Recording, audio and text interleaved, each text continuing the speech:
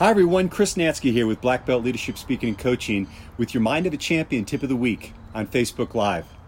Today what I want to do is I want to talk about the concept of happiness as well as our purpose. You know, there's this great story I've read several times before about Beatles legend John Lennon. And he's a small young man, he's in elementary school, and there's an assignment that the teacher gives and basically answer this question: what do you want to be when you grow up? And of course, all the kids came with answers like they wanted to be firemen and nurses and doctors. And when it came to Lennon, he simply said, I want to be happy. He got in trouble for that. But the interesting thing is it really speaks to our whole idea of when you ask most people what they truly want out of life and what they want for their kids is they want them to be happy, right? So it got me thinking, because what is happiness? And, many times happiness, we think it comes in a way of everything in our life happening easily and unfolding perfectly and having a life of no challenge. But quite honestly, I don't really think that's the case. In fact, just take a look at the movies that we love.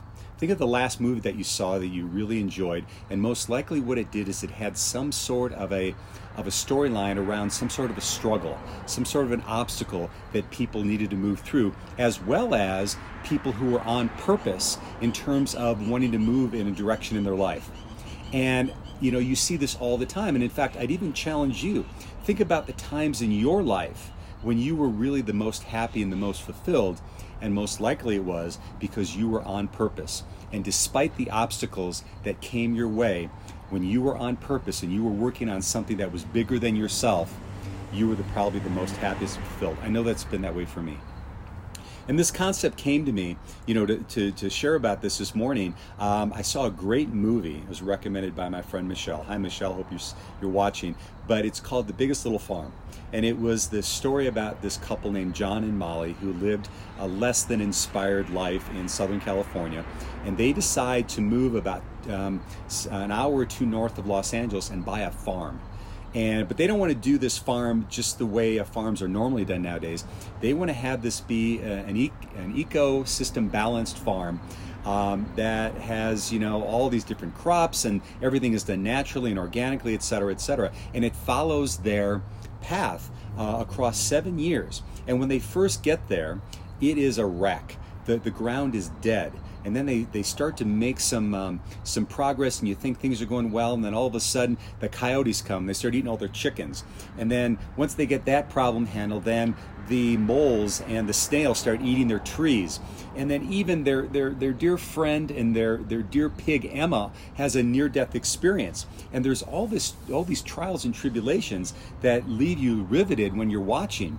But the interesting thing that I noticed during this is when they would pan on and they would interview and they would just have you observe not only John and Molly as well as their entire staff, there was this underlying feeling of joy and happiness, even when things were not going the way they wanted them to.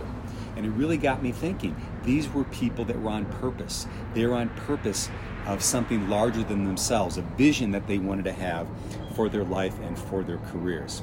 So my question for you is what's your purpose?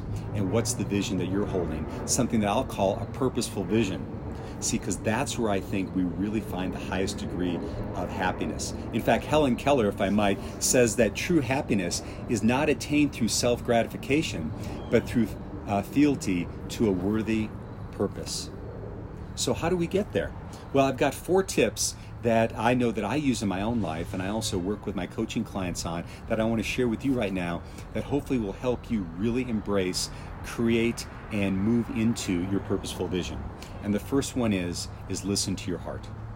Yeah, listen to your heart. What's going on inside of you that's really compelling you to move in a certain direction and create something in this world? And it's not something that you do because it's the popular thing to do, or you're going to make a lot of money doing it. Not to say that money is bad, but you're doing it because it actually resonates inside of you. It makes you come alive. And when that happens, well, I'll tell you, fear can come up. We all know it can. But what we want to do is we want to lean into that fear. Interestingly enough, anyone who's taken first year of high school French knows that there is a word for heart in French, and it's cour. Courage. Courage is listening to your heart. So where can you listen to your heart to truly lean into that purposeful vision you have for your life? Next is be very clear and intentional about what you want to create. You know, there's that saying that you hear all the time is what you focus on expands. And quite honestly, when we get really clear about our intention and we start seeing that in our lives, we start seeing it happen, it will begin to move toward us. We live from that place. And if you don't think I'm telling the truth, think about the last time you wanted something. Maybe it was a new car, and you made that decision on buying that new car, and then as soon as you made that decision on the type, the make and model that you're interested in, you started seeing them everywhere on the road, right? And if you didn't see them on the road, you saw them in magazine articles or you saw them on the internet. What happens is we have this thing in our brain called the reticular activating system. And when we get intentional about something, our brain starts seeking it out. So what is your vision? And start being in a really clear and abundant way, get it clearly defined. Now, it may not turn out exactly the way you want, but at least you'll have a roadmap in order to make that a reality in your life. Number 3 is that it's something that happens on the inside before it ever happens on the outside. You know, we've all heard the term fake it till you make it. I don't really like the way that sounds, but what I'm saying is that your inner reality is going to impact your outer reality. So what we do is when we're leaning into a vision is we start being that vision before it ever happens. Right? You know, all the years of me teaching martial arts, what I found is when I could get somebody really connected and committed inside themselves to a vision of their black belt, that's what got them moving through all the arduous training. But what happened inside of themselves, they began to see inside that it was possible, and then they started acting that way. And I would routinely ask, you know, the kids, how would a black belt sit? What would a black belt say? So they could see themselves and they would lean into that. So what is that for you? Where can you have that sense of beingness? Do you want more love, more courage, more abundance, whatever that is in your life? Start being that way.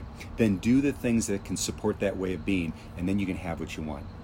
And then finally, and probably, well, all of these are important, but finally is we need to take action. We need to take action. You know, I've often heard it been said that there are 3 types of people in this world. There are those that make things happen. There are those that watch things happen, and then there's people that look around and go, what just happened? Right? So who do you want to be? Who do you want to be? And my sense is you want to be someone who can create things and make things happen in your life. Now, many teachers will say that it's necessary to take massive action in order to create things in your life, whether it's in your business or your personal relationships, or it's in releasing weight and physical health, etc. And sometimes massive action is totally appropriate. But what I found throughout my life is that sometimes that massive action is taken and then we begin to lose steam. And if something doesn't go the way we want it to, is we lose our momentum. What I generally advocate is not so much taking massive action, but taking clear, distinct steps regularly each day, each week that continue to build, and they continue to build. And like James Clear, who is the author of Atomic Habits, says, is that great habits don't add up, they compound. So when we continuously move forward at a consistent level, that's how we can create massive results. So what is the vision that you have for yourself? What's the purpose that you're committed to? And think about this, is that when you're moving toward that, what is the type of happiness and fulfillment that you're going to get in moving that in that direction? So anyway, this has been Chris Natzke with Black Belt Leadership Speaking and Coaching.